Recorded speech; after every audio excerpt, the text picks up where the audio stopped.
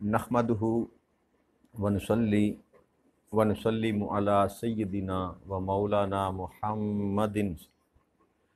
रसूलिल नबील अमीनिल मकीनिल हनीनिल करीमिर रऊफुर रहीम। अम्मा बअद फ़ऊज़ु बिल्लाहि मिनश शैतानिर रजीम। बिस्मिल्लाहिर रहमानिर रहीम। वाजिबुल एहतराम साथियों, अल्लाह ताला का बेपनाह लुत्फ़ व करम और उसका एहसान अज़ीम है कि जिसकी तौफ़ीक से हम उसके ज़िक्र के लिए उसके घर में जमा हैं। आज बिहम्दिल्लाहि ताला हम सूरह अल-अनफ़ाल की आयत नंबर 52 से अपने सबक का आगाज़ कर रहे हैं। रब्बे करीम ने इरशाद फरमाया, कदा बि आलि फ़िरऔन वल्लज़ीन मिन क़ब्लिहिम कफ़रू बि आयातिल्लाहि फ़अख़ज़हुमुल्लाहु बिज़ुनूबिहिम इन्नल्लाहा कविय्युन शदीदुल इक़ाब। कि इन काफिरों का हाल भी आले फ़िरौन और उनसे पहले लोगों की हाल की मानंद है। उन्होंने भी अल्लाह की आयात का इनकार किया था, सो अल्लाह ने उन्हें उनके गुनाहों के बायस अज़ाब में पकड़ लिया। बेशक अल्लाह कुव्वत वाला और सख्त अज़ाब देने वाला। तो इस आयत मुबारका में रब्बे करीम ने जो कल हमने जहाँ बात ख़त्म की थी कि अल्लाह करीम ने इरशाद फरमाया था कि ये जो इन पर अज़ाब मुसल्लत किया गया या अज़ाब से दो चार किया गया इनको बदर के मुकाम में, ये उनके अपने हाथों का किया हुआ का बदला है कि जो जुल्म उन्होंने कर रखा था, जो ज़्यादती ईमान वालों के साथ, गरीबों मस्कीनों के साथ, अपने से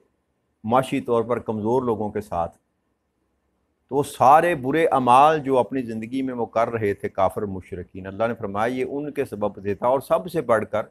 नबी अकरम सल्लल्लाहु अलैहि वसल्लम के साथ जो उन्होंने सलूक किया, और यहाँ तक कि मैंने अर्ज़ की कि नबी अकरम सल्लल्लाहु अलैहि वसल्लम को अपना शहर छोड़कर मदीने जाना पड़ेगा। तो ये सारे अवामल के सबब से अल्लाह फरमाता है कि ये बेसबब ना था कि उन पर मैंने अज़ाब नाज़िल किया, ये इस सबब से था जो उन्होंने अपने हाथों से कमाया।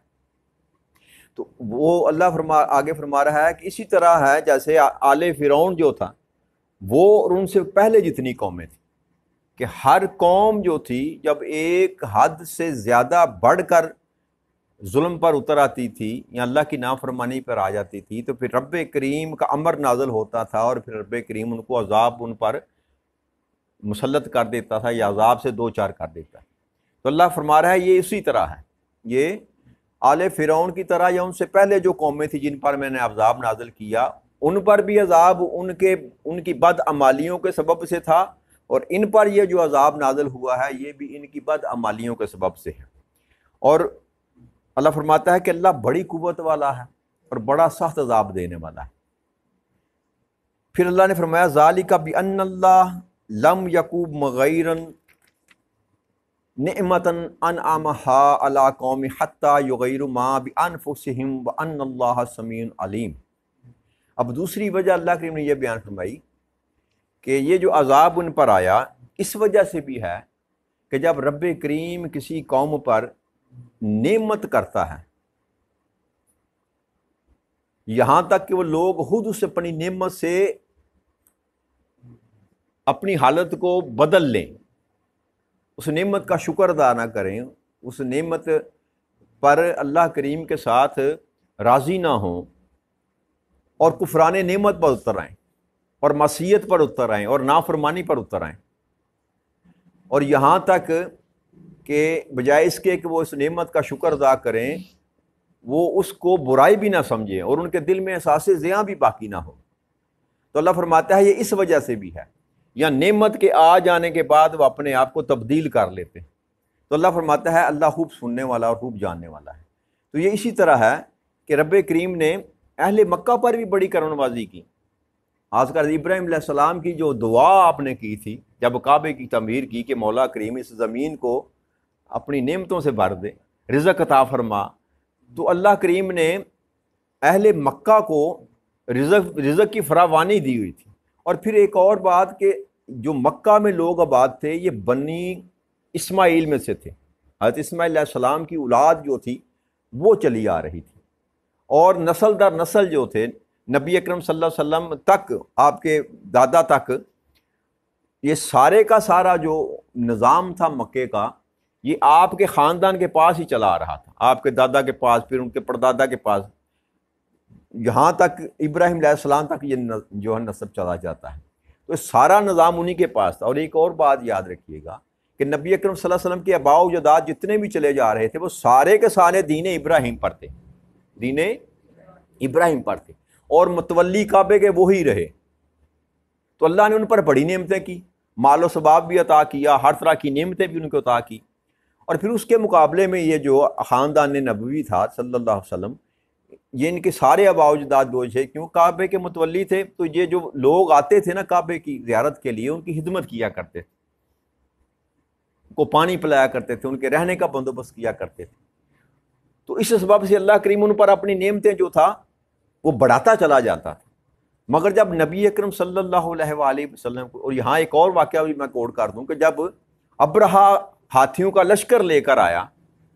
تو اللہ کریم نے اس ابرہا کے لشکر سے ان اہل قریش کو اپنی قدرت کے ذریعے بچایا، اس سبب سے کہ وہ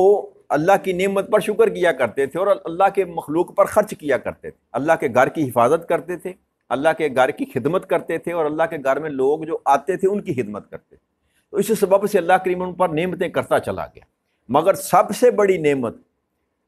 جو اللہ کریم نے ان لوگوں پر کی وہ تاجدار کائنات صلی اللہ علیہ وسلم کی ذات اقدس تھی۔ تو جب اس نعمت کا شکر ادا نہ کیا ان لوگوں نے اور اس نعمت کی تکذیب کی، نبی اکرم صلی اللہ علیہ وسلم کی ذات کی تکذیب کی، تو اللہ فرماتا ہے کہ اس سبب سے پھر میں نے ان کے پر جو اپنا عذاب جو ہے مسلط کی، کہ میری اس نعمت کا انہوں نے شکر ادا نہ کیا۔ اور اس کے جب تاجدار کائنات صلی اللہ علیہ وسلم نے نبوت کا اعلان کیا تو وہ دشمنی پر اتر آئے۔ پھر ان لوگوں نے یہاں تک کہ کعبے میں ایمان والوں کا داخلہ بند کر دیا، لوگوں کے ساتھ دشمنی کا معاملہ کیا، اور پھر یہاں تک کہ لوگوں کو زیارت کرنے سے روک دیا، جو قربانی کے لیے جانور آتے تھے ان کو داخلہ منع کر دیا، مسلمانوں کا حرم میں داخلہ منع کر دیا۔ تو یہ سارے عوامل مل کر انہوں نے اللہ کی اس نعمت کا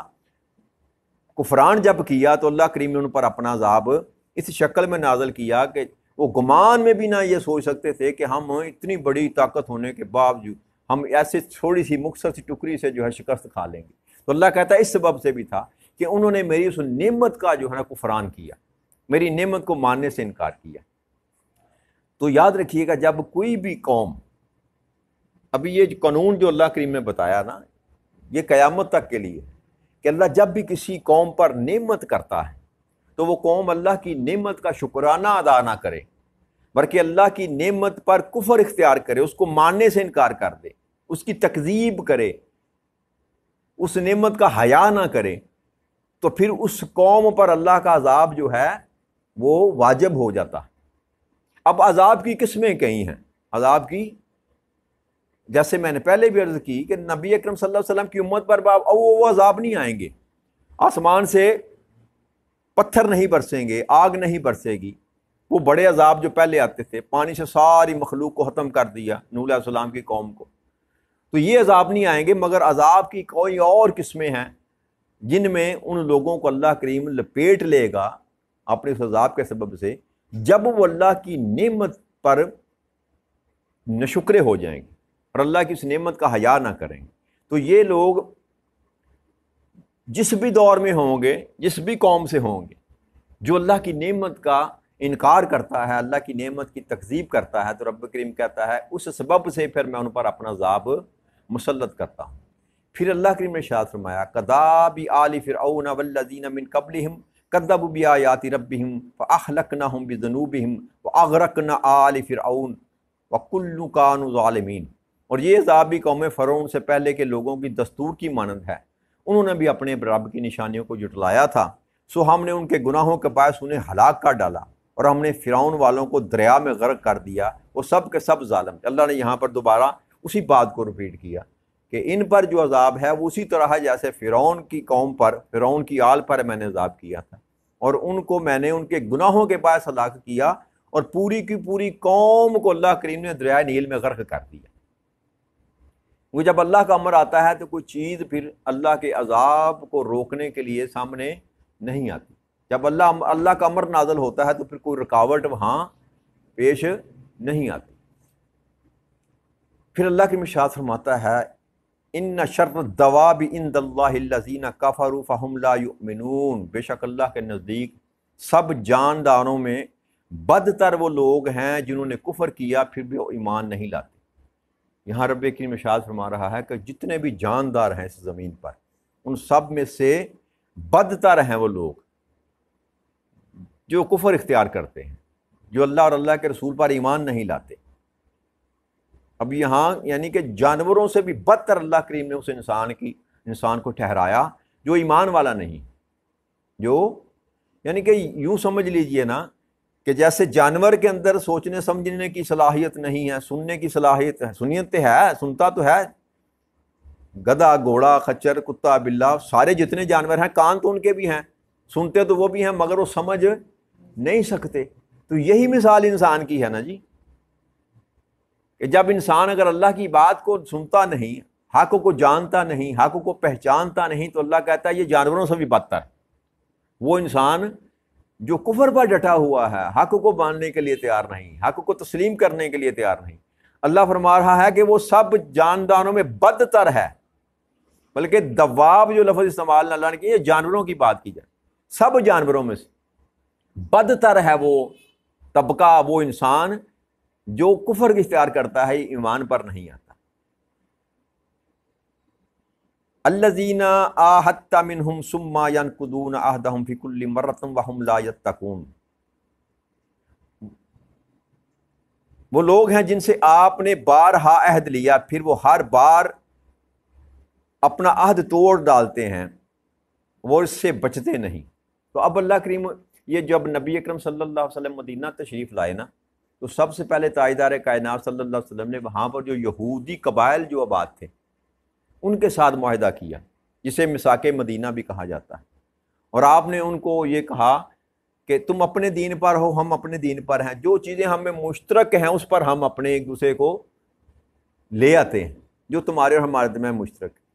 اب جو تمہارا دشمن ہے وہ ہمارا دشمن ہے، جو تمہارا سجن ہے وہ ہمارا سجن ہے، ہم ایک دوسرے کی مدد کریں گے، ہم ایک دوسرے کے ساتھ جنگ نہیں کریں گے۔ تو یہ معاہدہ ہوا تھا ان کے ساتھ، لیکن اللہ فرماتا ہے کہ بار بار معاہدہ کرنے کے اہل یہود جو تھے انہوں نے معاہدوں کو توڑا۔ جب وہ بدر میں نبی اکرم صلی اللہ علیہ وسلم کے ساتھی گئے تو اس وقت بھی ان کے ذہن میں یہ بات تھی، جو منافقین کی اللہ نے بات کی تھی کہ ان کے ذہن میں تھی کہ بس تھوڑے دنوں کی بات ہے، ان سے ہماری جان چھوٹ جائے گی۔ مگر جب بدر میں اللہ کریم نے مسلمانوں کو فتح نصیب فرمائی تو ان کے دل ٹوٹ گئے، پھر انہوں نے اندر سے اور سازشیں شروع کر دی، اور پھر یہ کفار اور مشرکین جو مکہ تھے ان کے ساتھ مل گئے، پیچھے سے یہ مل گئے، لیکن مسلمانوں کو یہ کہتے تھے کہ ہم تمہارے ساتھ ہیں۔ اور پھر جب غزوہ خندق کا واقعہ آیا، جب خندق کھود کر نبی اکرم صلی اللہ علیہ وسلم نے مسلمانوں نے اپنی حفاظت کی کوشش کی تو 30 دن محاصرہ کیا مشرکوں نے، تو یہ پیچھے سے یہ جو لوگ تھے یہود، انہوں نے یہ سوچا کہ ہم ان سے پیچھے سے حملہ کر کے تو ان کو مسلمانوں کے گھر والوں کو نقصان پہنچائیں، ان کے گھروں کو نقصان پہنچائیں، ان عورتوں کو نقصان پہنچائیں۔ تو بر وقت پتہ چل گیا تو اس کا سدباب کر لیا گیا۔ مگر جب یہ غزوہ خندق ختم ہوا نا تو پھر رب کریم نے اللہ تاجدار کائنات صلی اللہ علیہ وسلم کو یہ حکم دیا کہ ابھی آپ اپنی زرہ نہ اتاریں اور بنو جو قریظہ تھا نا اس کا بندوبست کریں۔ تو وہ جو عہد توڑا تھا نا انہوں نے تاجدار کائنات صلی اللہ علیہ وسلم کے، اس کی بھی سزا رب کریم نے ان کو دی کہ پھر چن چن کر آپ نے ایک ایک مرد کو قتل کیا، بچے اور عورتوں کو وہاں سے نکل جانے کے لیے رستہ دے دیا، اور کوئی ایک مرد بھی ایسا نہ تھا، بالغ کوئی بھی ایک ایسا اللہ کے حکم سے جس کی گردن نہ کاٹی گئی،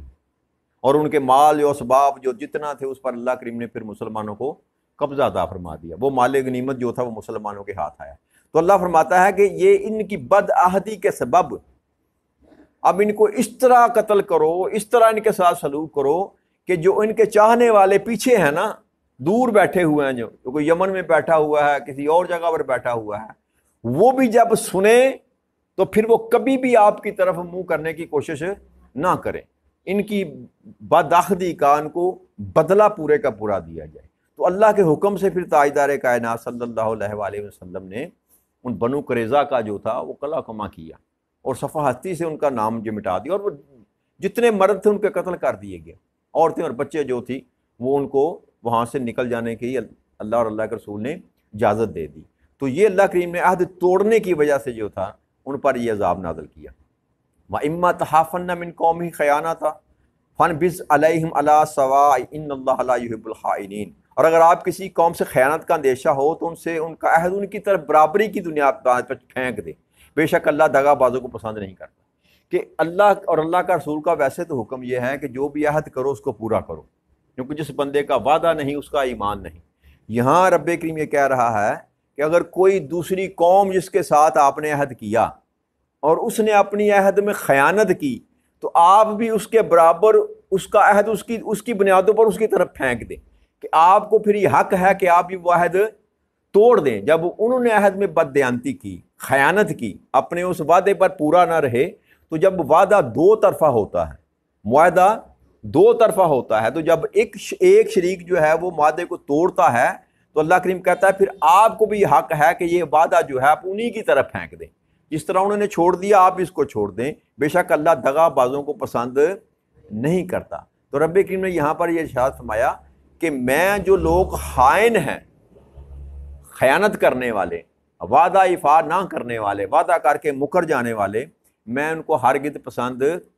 نہیں کرتا۔ تو آج یہی بات ختم کرتے ہیں، اس سے بات انشاءاللہ اللہ نے چاہا تو کل گفتگو کریں گے۔ وما علینا الا البلاغ المبین۔ السلام علیکم ورحمۃ اللہ وبرکاتہ۔